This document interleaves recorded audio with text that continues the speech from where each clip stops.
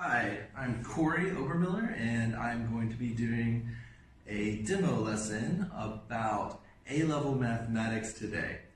I just have to pull up the screen.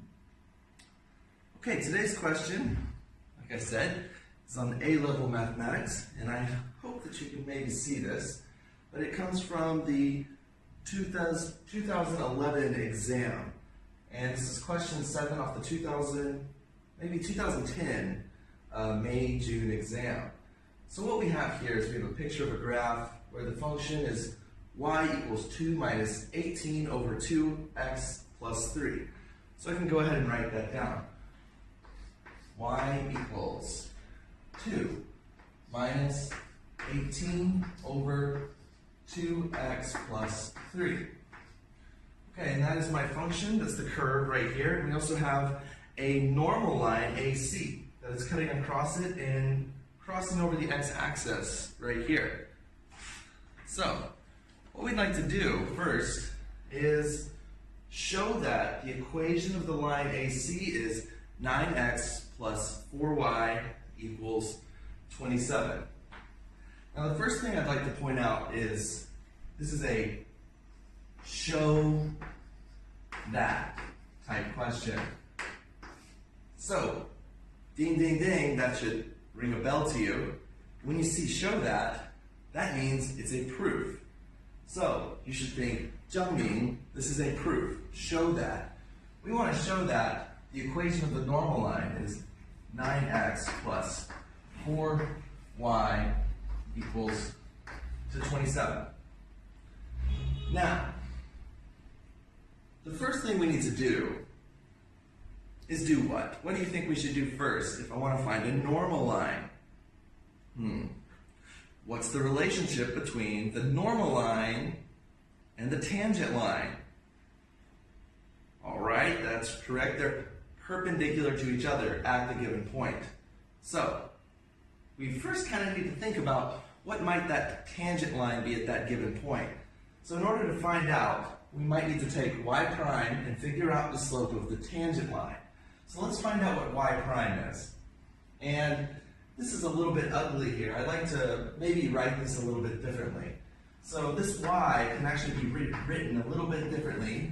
2 minus 18 parentheses 2x plus 3 to the what power?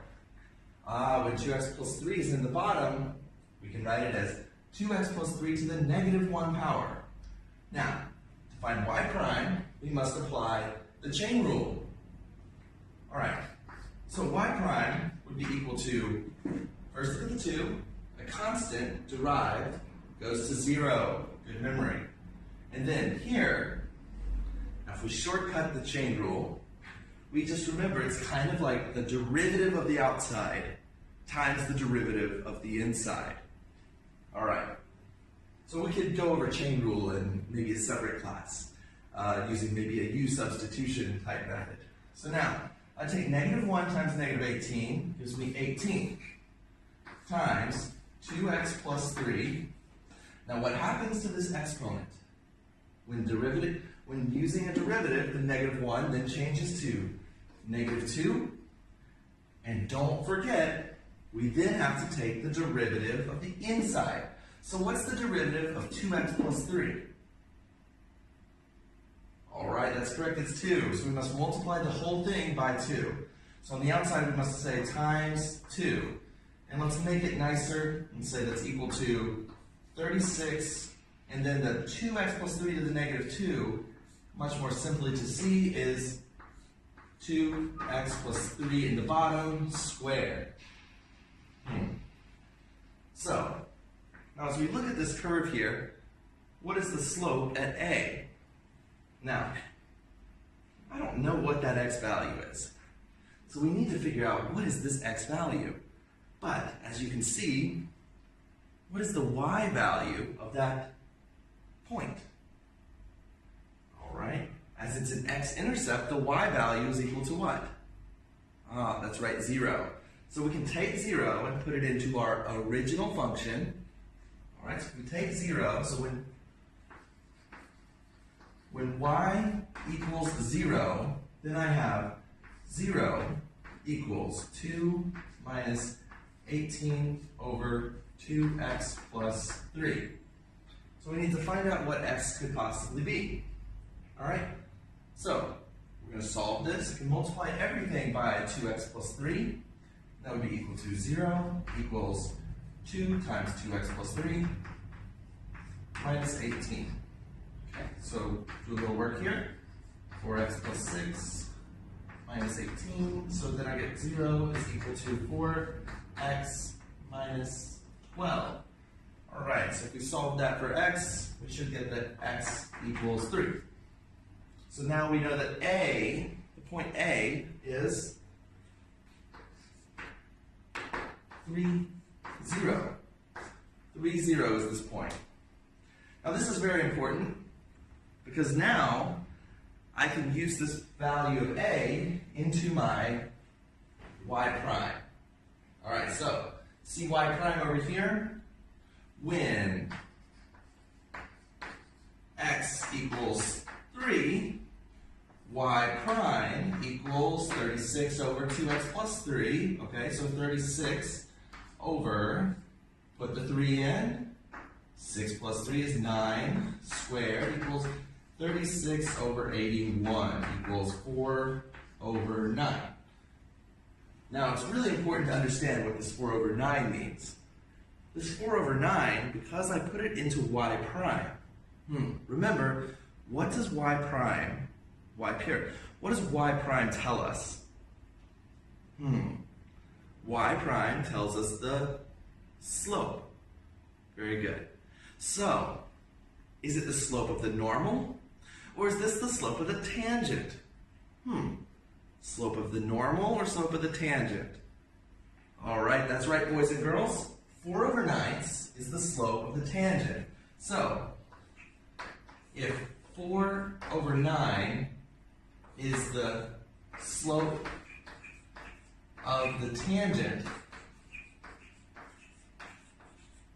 then what's the slope of the normal? All right, so we then know that the slope of the normal would be negative 9 over 4. All right, so we're off to a good start now. We're off to a pretty good start. We now know the slope of the normal, and we should have a point. And that's what we really need to do to find the normal equation. If we have a slope and we have a point, then we're going to be good to go. So, for the normal line, remember, this is perpendicular to the tangent. I've got the slope of the normal is negative 9 over 4. And I've got a point, which is 3, 0, which is A. So you can do this several ways. I prefer using y equals kx plus b. Kx plus b. So we can start out by saying y equals negative 9 fourths x plus b. Now, what is b? B, that's right, that's my y-intercept, ladies and gentlemen. So we must find the y-intercept. And how can we find the y-intercept? By putting in, that's right, any point. And we found the point to be A. That's A right here. So let's take A. Into the equation, into the normal.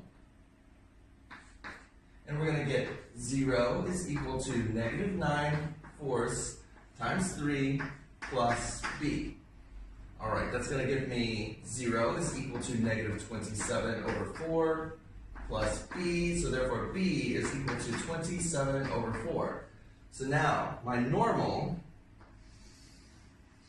can simply be written as y equals negative 9 fourths x plus 27 over 4.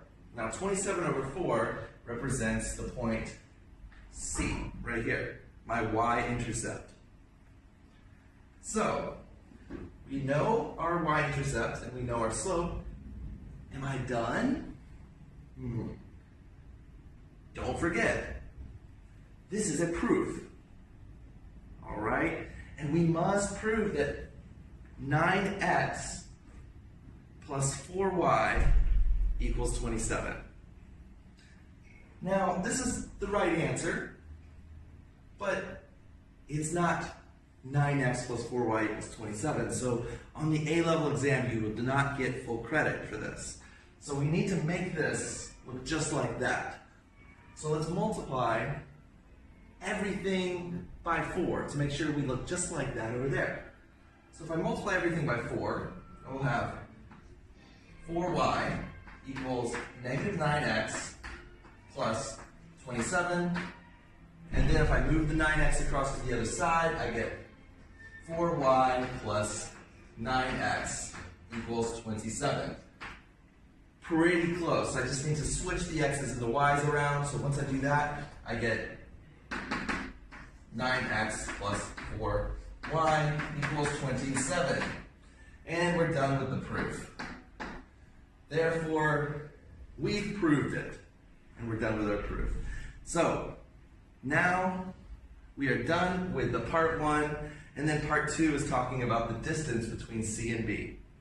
Now, we know B. We can find B simply by putting a 0 into this function. All right? Now, if I put a 0 and put it into this function, I get 6.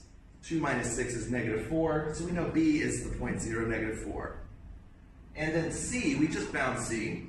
C is 27 over 4. So, since this is negative 4 and this is 27 over 4, I can just add those two numbers together. So 27 over 4 is essentially 6.75. And negative 4 down here would give me, negative 4. So 4 plus 6.75 gives me 10.75. And that's all we have time for today. I've got some people coming into class. So thank you very much.